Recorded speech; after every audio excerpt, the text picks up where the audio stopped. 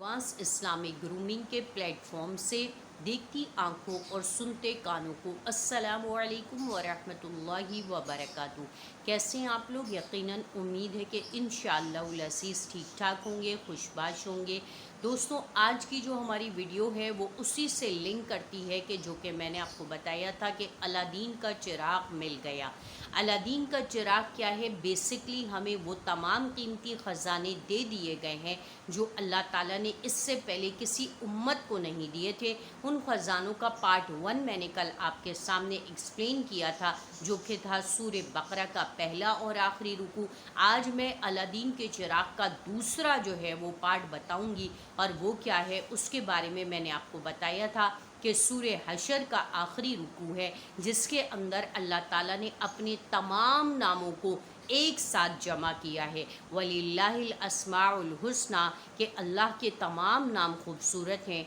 अल्लाह को जिन भी नामों से पुकारोगे, अल्लाह का हर नाम खूबसूरत है, और वो आपके हर खूबसूरत नाम जिससे भी आप पुकारेंगे आपको कबूल करेगा, आपकी दुआ को कबूल करेगा। तो दोस्तों, वीडियो को आखिर तक देखिएगा, लाइक और शेयर ज़रूर कीजिएगा, चैनल को सब्सक्राइब कीजिएगा। ऑनलाइन पढ़ने का या पढ़वाने का इरादा हो तो ज़रूर हमें कमेंट्स कीजिएगा। इसके अलावा अगर आपको कोई पर्सनली कोई अपना इशू है जो कि आप पूछ नहीं पा रहे हैं, आपको कहीं कोई मसला है, तो आप कमेंट्स करके हमसे पूछ सकते हैं। कोई स्पेशली कोई कुरानी वजीफ़ा, कोई आयत, कोई दुआ या कोई मसला, क्योंकि बहैसियत एक मुफ्तिया कि मैं आपके तमाम मसाइल के हल का जवाब भी देती हूँ। ठीक हो गया? क्योंकि फ़िज़िकली जिन लोगों से मुलाकात होती है तो वो लोग पूछते हैं मसाइल को, तो हम उनका जवाब भी देते हैं।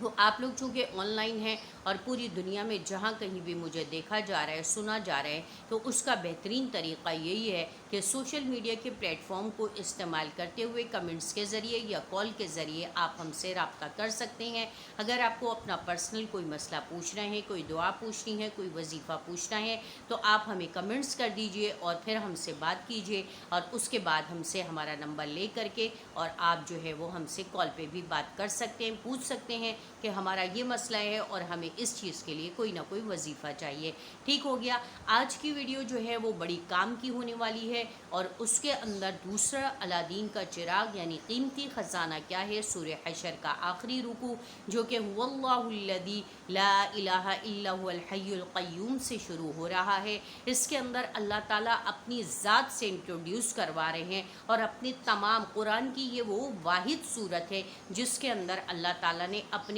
तमाम नामों को एक साथ जमा किया है। और अगर आप एक साथ पूरे कुरान में आपको कहीं भी अल्लाह ताला के ये तमाम नाम एक साथ मिलते हुए नज़र नहीं आएंगे। आपने कुरान के स्टार्टर में देखा होगा कि अल्लाह के ये तमाम नाम लिखे होते हैं सर्किल की शक्ल में, लेकिन अगर आप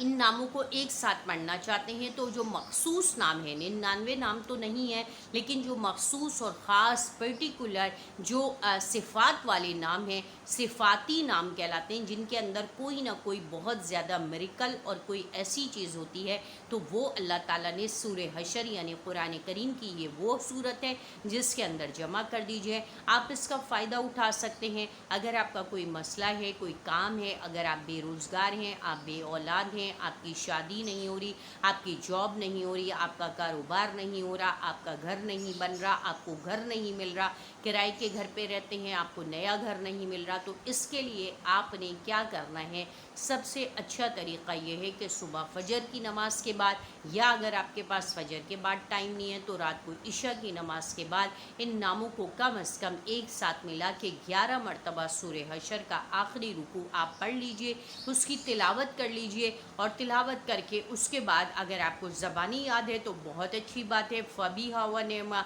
और अगर ज़बानी याद नहीं है तो आपने कुरान में से देख करके आपने जा नमाज पे बैठे बैठे इसको याद कर लेना है, पढ़ लेना है, और उसके बाद आपने क्या करना है, इसको जो है वो आपने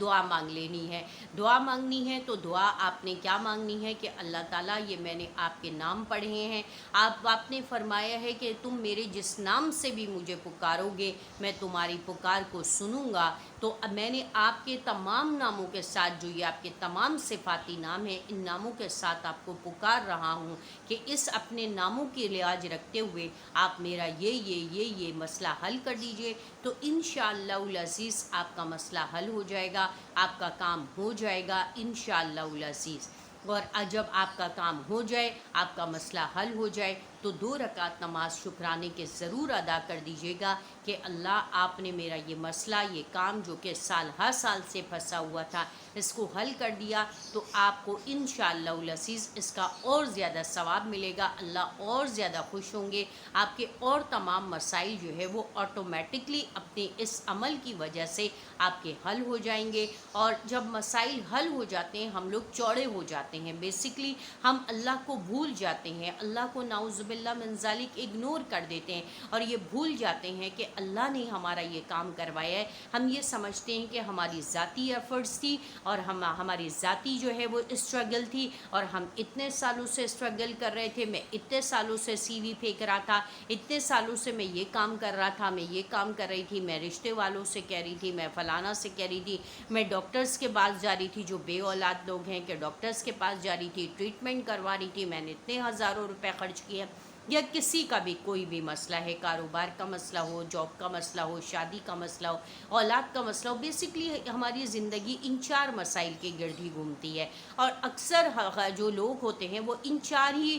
جو ہے وہ پوائنٹس کے اوپر ڈسکس کر رہے ہوتے ہیں، کہیں اولاد کا ایشو ہوتا ہے، کہیں روزگار کا ایشو ہوتا ہے، کہیں جو ہے وہ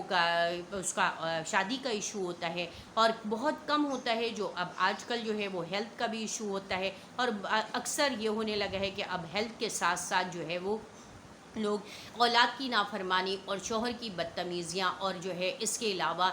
شوہر حضرات جو ہے وہ بیویوں کی بدتمیزیاں، ان کی موزوریوں سے بہت پریشان ہوتے ہیں، تو اس کے بارے میں جو ہے وہ کافی مسائل آنے لگے ہیں کہ شوہر جو ہے اس طریقے سے کرتے ہیں اور بیویاں اس طریقے سے کرتی ہیں، اولاد بہت نافرمان بدتمیز زبان دراز ہو چکی ہے، تو یہ سارے مسائل جو ہیں یہ بیسکلی ہماری ارد گرد ہیں، تو ان کے حل کے لیے، ان کے سد بات کے لیے اللہ تعالیٰ نے بہت ساری چیزیں دی ہیں، بہت قیمتی خزانے دی ہیں، جن میں دوسرا قیمتی خزانہ تھا سورہ حشر کی آیت۔ سورہ حشر کی آخری رکوع کو پڑھیے، اگر آپ 11 مرتبہ نہیں پڑھ سکتے ہیں تو آپ ہر نماز کے بعد 3 مرتبہ پڑھ لیجئے، اگر آپ ہر نماز کے بعد 3 مرتبہ بھی نہیں پڑھ سکتے ہیں تو ہر نماز کے بعد 1 مرتبہ پڑھ لیجئے، اور پورے دن میں 11 کی تعداد کو پورا کر دیجئے، انشاءاللہ العزیز آپ کا کام ہو جائے گا۔ آگے پیچھے درود شریف پڑھ لیجئے گا، دعائیں مانگے گا، لیکن پلیز خدارہ دل کے ساتھ پڑھ لیے گا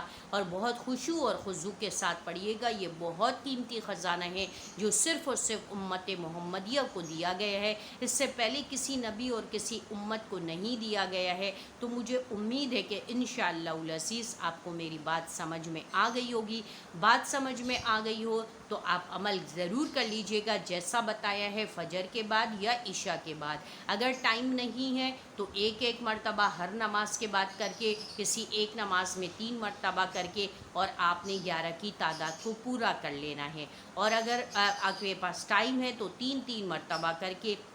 کسی بھی